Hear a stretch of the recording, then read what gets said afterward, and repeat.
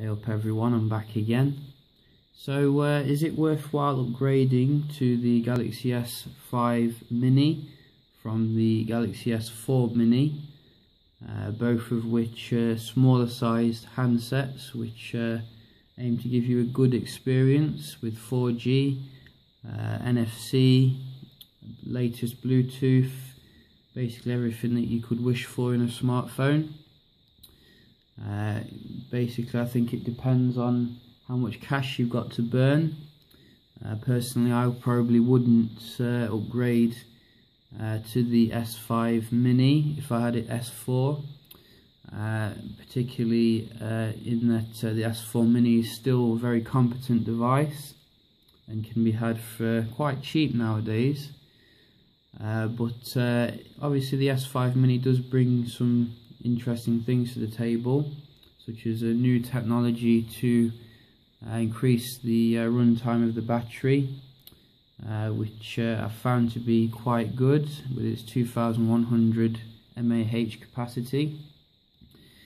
Obviously the screen technology on both devices is very comparable.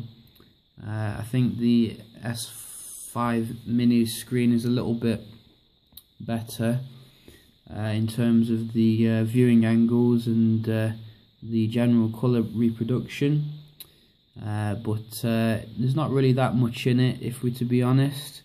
It's I think that the S4 Mini still has a very nice screen in itself.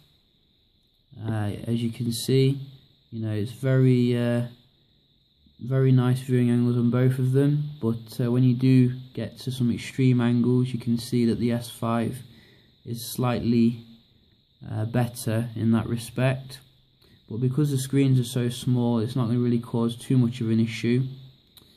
I think that the S5 Mini is a lot better in outdoors viewing as well. I think they've continually refined the AMOLED technology as time has gone on to make it that way. So it would have been nice though if you were getting a full HD screen, you know, for the price that you're paying. But I guess for the size of the screen you can't really complain. I did mention that I thought that Samsung could have done a little bit better in regards to the bezel sizes, which are very similar, if not a little bit bigger on the S5 Minis. I really can't tell, to be honest, but to me it just looks like they could have, you know, really made it the screen real estate, you know, exceptionally good, like on the Moto X, for example, with its zero bezel, well, near zero bezel, or the LG G2. I think Samsung can definitely improve that particular aspect of their device. In terms of the actual feel in the hand, I'd have to give it to the S4 Mini if I'm to be honest. Although the S4 Mini does have a very plasticky feel to it on the back, it does feel more comfortable and more thinner, if I'm to be honest, and to me it just feels like a more comfortable device, whereas the S5 Mini is quite chunky, if I'm to be honest. I do like the improved back, which feels more kind of metallic and sturdier, but I do think that if it's, to me it just feels more plasticky around the sides, and not as premium as some other handsets. That's not to say the S4 Mini feels premium by any means, but I do prefer the form factor of the S4 Mini a little bit more. I think it just feels a little bit more comfortable, and I'm not too fussed in regards to the change on the capacitive buttons. You know, a lot of people have been saying that they don't like the change because they'd rather you know, the layout to stay the same, but I guess they're constantly looking at ways of refining the process and it's not too much of an issue really. But I do think that both of the buttons do feel quite solid, the notification buttons, so they've not messed that up at all or anything. In terms of the cameras, I think I've already mentioned that I think that the S4 Mini's camera is a bit outclassed compared to the S5 Minis. They've certainly done some work there to improve the technology. But I would have liked to have seen the Galaxy S5's camera in there, the ISOCELL camera, which to me is an excellent camera when it comes to shooting outdoors. So you know, you have your old kind of camera interface on the S4 Mini, which gives you some options such as anti-shake, ISO, etc. And does film in full HD as well, so you know, you can't knock it aside yet. You do get the nice modes as well that you're used to, such as beauty face, and these things carry across onto the S5 Mini, but you do get some additional things as well, such as your I think, does the other one come with HDR? Yes, it does actually come with HDR, so you don't actually get that many things as I was thinking, but I think under the settings there are a few additional stuff you can set, such as the effects. I don't think you get those on the old S4 Mini, but we can have a look.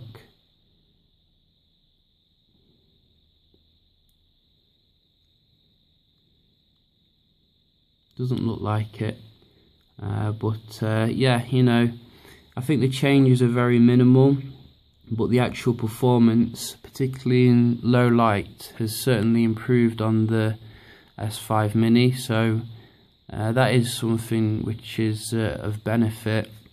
Having said that, you know, you've got your Z1 Compact, which has a 20 megapixel camera, and that's exactly the same as the Z1. So Samsung really need to, you know, put a decent camera sensor in their lower end handsets, I think, to really compete with the likes of Sony. As you can see, the focusing though is quite quick. See if that's improved a little bit. Looks about the same.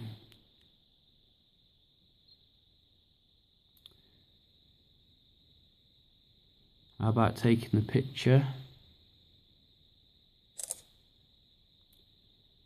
So it's detected that we're in a bit of low light, so it does take a bit longer to make it a little bit better.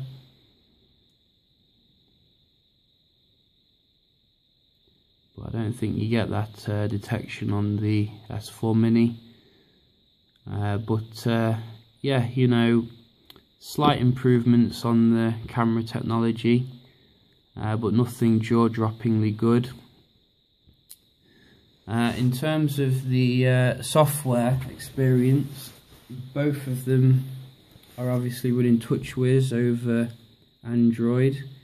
They are both actually running 4.4.2, so not the latest Android, unfortunately, 4.4.4, but you know, the S5 Mini is running the latest version, so it does offer a little bit more eye candy than the older version of TouchWiz, and you do get obviously your power saving mode, which is quite nice if you're not next to a charger for a while. But in terms of, you know, your air view, your motion controls and things like that, I'm sure if you buried yourself into the settings of the S4 Mini, you would find some comparable settings, although I don't think it has air view. So if you do like your ability to, you know, scroll across your photos like that, then S5 Mini will allow for that. You know, I think in terms of the software experience, you're definitely getting a little bit more with the S5 Mini, but I guess there will be ROMs coming out eventually which will put this software onto the S4 Mini, so it's not really that much of a big deal. You know, we can have a look at some of the performance related issues of both devices now, just to see how the Exynos does fare against the older Snapdragon S4 Pro. We can just open up some apps.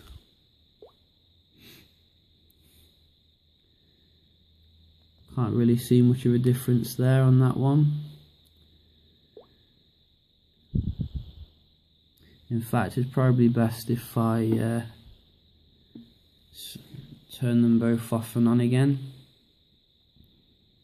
at the same time, see which one powers off first. It'd help if I did it at the same time, but they did power off about equally the same in terms of the speed. Let's put them on at the same time.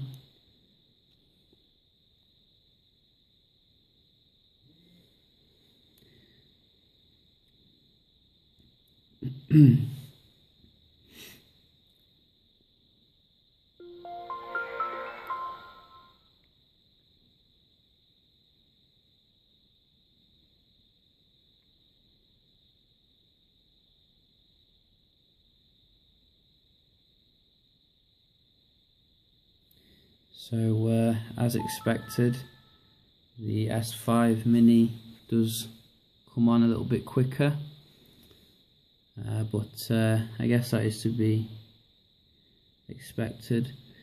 It did just come up with a little pop-up saying to make sure that the back cover was closed to protect against waterproofing, well, water damage should I say.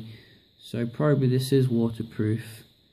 But there's no flap over the USB port, so I'm not 100% sure. Maybe it's just water resistant, and that would be a definite advantage over the S4 Mini. But as you can see, they both picked up Wi-Fi about the same in terms of the speed. You can do a quick GPS test.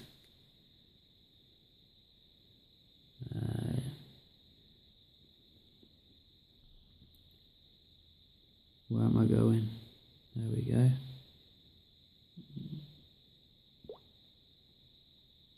Both are set to high accuracy, which I'll show you in a bit.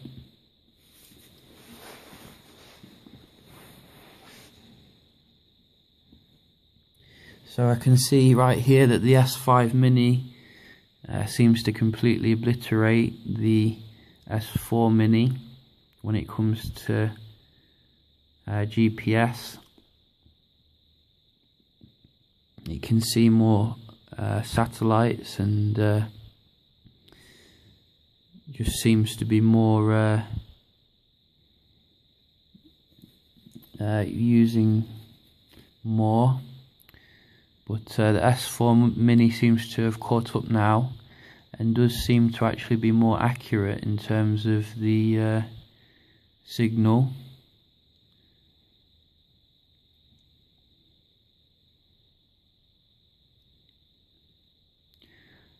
But I think that in general the S5 Mini is probably a little bit more advanced in that aspect, but probably the S4 Mini is a little bit more accurate, because this does seem to be, you know, going completely all over the place. So I'm not really able to tell there which one won that, but we can move on to an Antutu test.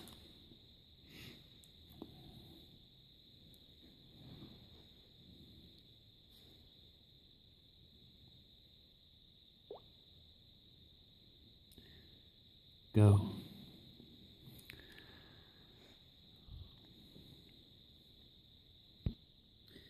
So we're progressing quite nicely. It seems that S4 Mini is just ahead though, which is quite peculiar. See if it maintains that lead. So looks like we're coming to the end of the test nearly, and S4 Mini is a little bit ahead still. You can see the differences there in terms of the pixels on the screen, with the S5 Mini having a little bit more.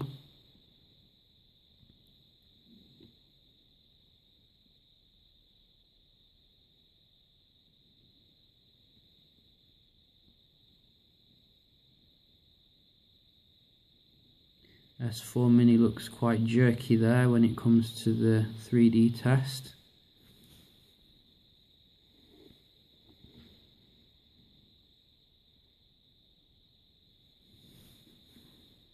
Whereas it's much smoother on that Mali 400 on the S5 Mini.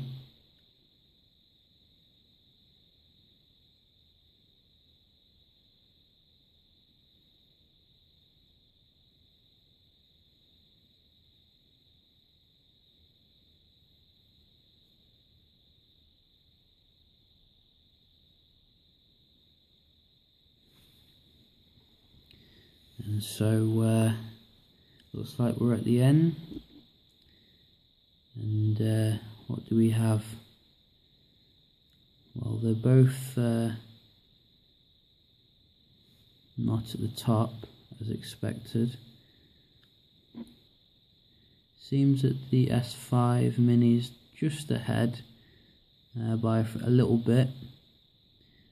As you can see, it scores 20,849 versus 20,701, which is, you know, a bit disappointing really. You'd think that being a newer device, it would score about 10,000 more or so, but I guess it's not too bad. And you can see a breakdown there of the different scores. So it looks like the S5 Mini does really well when it comes to the RAM and CPU. It does have half a gig of RAM more in there, I guess. So not too bad though for the old S4 Mini.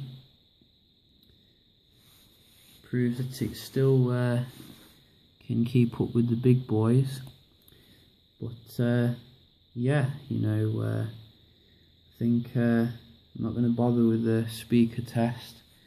They're both about the same. They're both located on the back, so not really much to write home about. What else could I test? I think I've mentioned that the battery on the S5 Mini is a little bit better than the S4 Mini due to not only the ultra power saving mode, but some fancy smancy new technology in it. So overall I think that Samsung could do better when it comes to its mini range of its flagships. I don't see a single reason why anyone would want to rush out and buy a S5 Mini unless you absolutely had to have you know, your health type of apps and things like that with TouchWiz on a smaller screen. I think that the S5 normal is a much better buy. But in general you can get a whole load of other smartphones for a cheaper price than it. So while it's not a bad smartphone, I just think it's priced completely wrong. And I think that the S4 Mini is still an excellent contender it still has everything you need really, although the screen is a little bit small nowadays.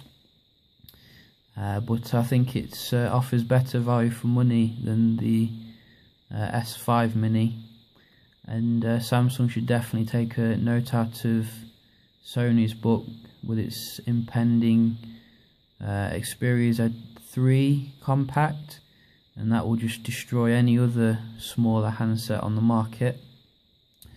But I hope you found the comparison helpful.